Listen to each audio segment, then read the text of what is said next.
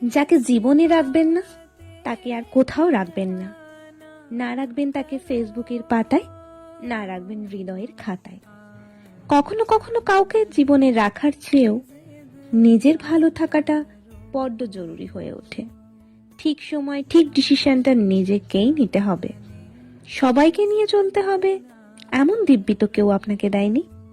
জীবনটা গাজনের মেলা নয় যে অধিক সন্ন্যাসী নিয়ে থাকতে হবে। জীবন হবে চাঁদের হাটের মতো, যেখানে গুটি কতক মানুষ থাকবে, মনের শান্তি থাকবে। মনের শান্তিটাই তো আসল। যেখানে মনের শান্তি নেই সেখানে দাঁড়ানো অভ্যেস করতে নেই। নিজেকে মাদুরের মতো বিছিয়ে দিলেই শুধু হয় না, নিজেকে গুটিয়ে রাখার অভ্যাসটাও শিখতে হয়। এই গুটিয়ে রাখার অভ্যাসটাই হলো নিজের প্রতি নিজের যত্ন। যত্ন না করলে কিছুই টেকে না, সে জিনিস হোক কিংবা সম্পর্ক।